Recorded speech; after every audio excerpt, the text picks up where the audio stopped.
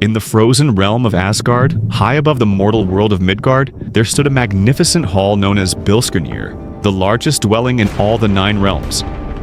Within this great fortress lived Thor, the mightiest of all the Norse gods, the thunderer whose very footsteps shook the heavens and whose hammer strikes could shatter mountains into dust. Thor was the son of Odin, the All-Father, king of the gods, and Jord, the personification of the earth itself. From his father he inherited divine power and authority, and from his mother he gained an unbreakable connection to the land and an understanding of the natural forces that shaped the world. He was a god of contradictions, possessing both tremendous strength and surprising gentleness, capable of devastating fury yet also known for his protective nature toward humanity. His appearance was as formidable as his reputation.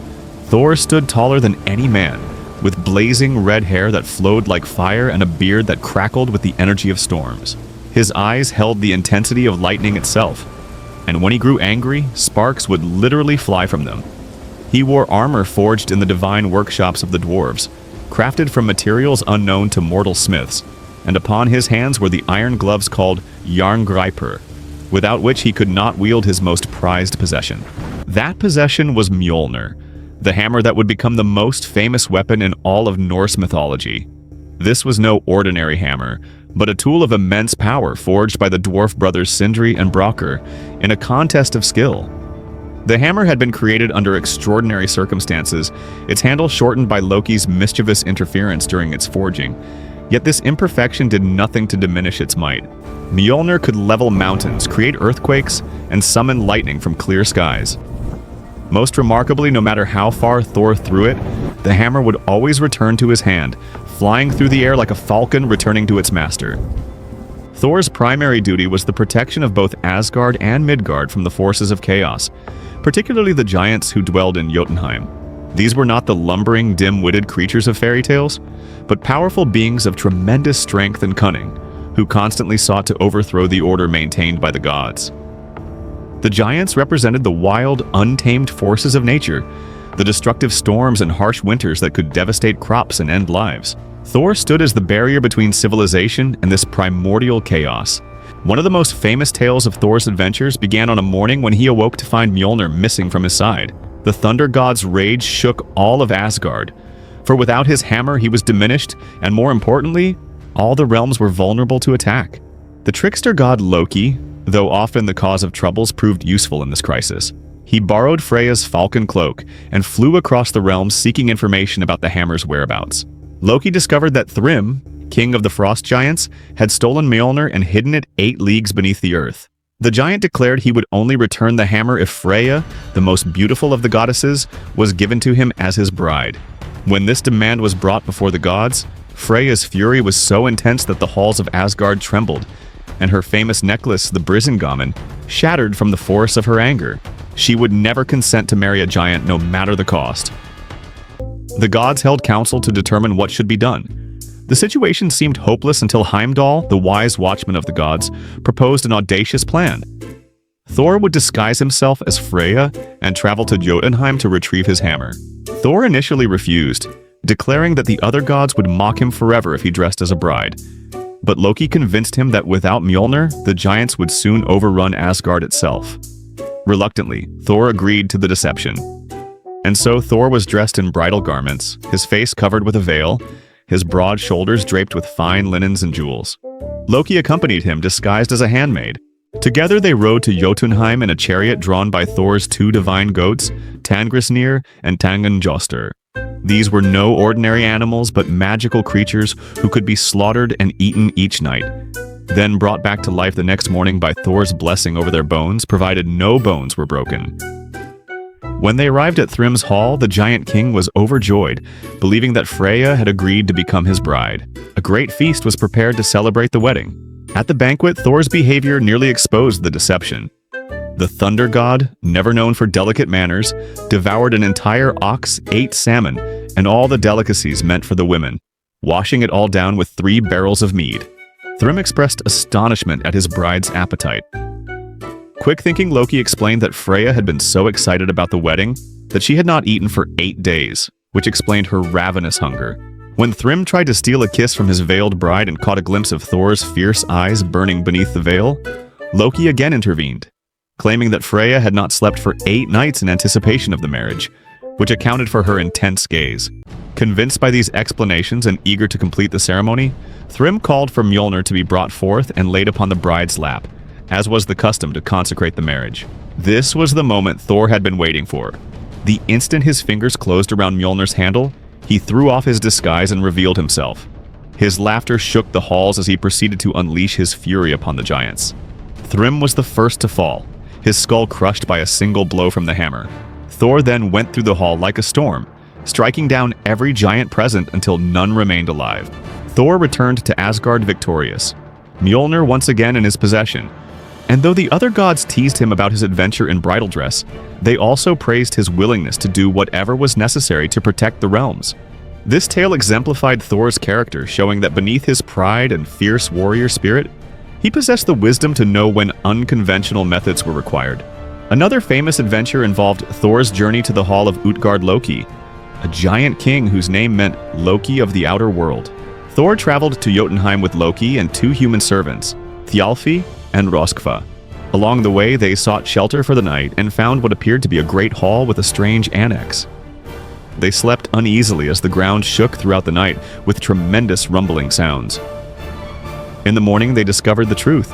What they had taken for a hall was actually the glove of Skrymir, a giant so enormous that his proportions defied comprehension.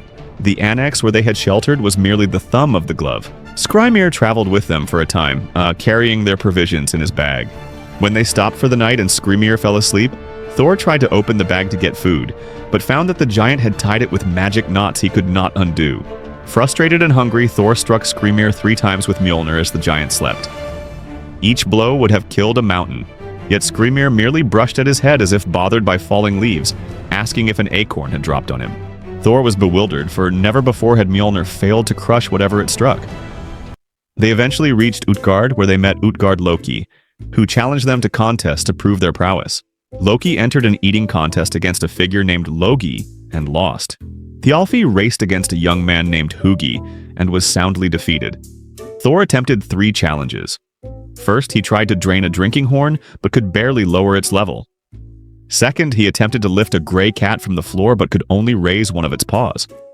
Third, he wrestled an old woman named Ellie and was brought to one knee.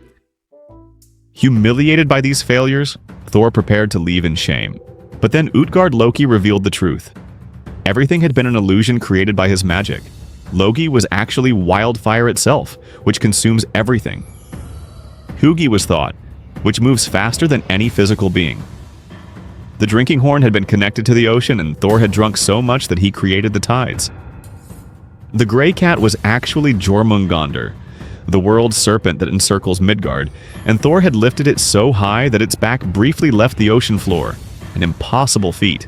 Ellie was old age itself, which eventually brings down all living things, yet Thor had resisted being fully defeated by it. Utgard Loki admitted that Thor's true power was so terrifying that he had been forced to use illusions to protect his realm. For if Thor had known what he was truly accomplishing, he would have destroyed everything. Enraged by the deception, Thor raised Mjolnir to strike, but Utgard Loki and his entire fortress vanished like morning mist, leaving Thor standing alone in an empty field. This adventure taught Thor that strength alone was not always sufficient, and that cunning and perception were also valuable qualities. The most significant relationship in Thor's mythology was his eternal struggle against Jormungandr, the world serpent. This monstrous creature was one of the children of Loki, cast into the ocean by Odin, where it grew so large that it could encircle the entire world and grasp its own tail. Thor and the serpent were destined to be mortal enemies, and they encountered each other several times before their fated final confrontation. On one occasion, Thor went fishing with the giant Hymir. Thor used the head of an ox as bait and cast his line deep into the ocean. Jormungandr took the bait, and Thor began to pull the serpent up from the depths. The struggle was titanic, with Thor bracing his feet so hard against the boat's bottom that they went through the hull and touched the ocean floor. As the serpent's head broke the surface, poison dripping from its fangs, Thor raised Mjolnir for a killing blow. But at that moment, Hymir panicked and cut the fishing line, and Jormungandr sank back into the depths. Whether this was cowardice or an attempt to prevent the premature fulfillment of a prophecy, no one could say with certainty. Thor knew that his final battle with Jormungandr was foretold in the prophecies of Ragnarok, the twilight of the gods. When that terrible day came and the forces of chaos finally overwhelmed the order maintained by the gods, Thor would face the world serpent in a battle that would end both their lives. The prophecies said that Thor would kill Jormungandr with Mjolnir, but the serpent's poison would doom him, allowing Thor to take only 9 steps before falling dead. Despite knowing this fate, Thor never wavered in his duty. He continued to protect both gods and humans from giants and monsters, always ready to answer calls for help. He was not a distant, austere deity, but one who actively involved himself in the affairs of mortals. Farmers prayed to him for good weather and protection from storms. Warriors called upon his name for strength in battle. Common people looked to him as their defender against the chaos that constantly threatened to overwhelm civilization. Thor's character represented the Norse ideal of the warrior who combined tremendous physical might with loyalty, courage, and a protective nature. He was not the wisest of gods, that was Odin's domain, nor the most cunning, for even Loki surpassed him in that regard. But Thor was steadfast, reliable, and utterly committed to his duty. He could be hot-tempered and quick to resort to violence, yet this was seen not as a flaw but as an appropriate response to the threats his world faced. In many ways, Thor embodied the harsh realities of Norse life. The people who worshipped him lived in a world where survival was never guaranteed, where cruel winters could starve entire communities, where raiders might attack at any moment, and where the wilderness beyond settlements teemed with dangers. They needed a god who understood struggle, who would fight alongside them, rather than simply issue commands from on high. Thor was that god, forever standing between humanity and the giants of frost and storm, wielding Mjolnir against the forces that would see civilization crumble into chaos.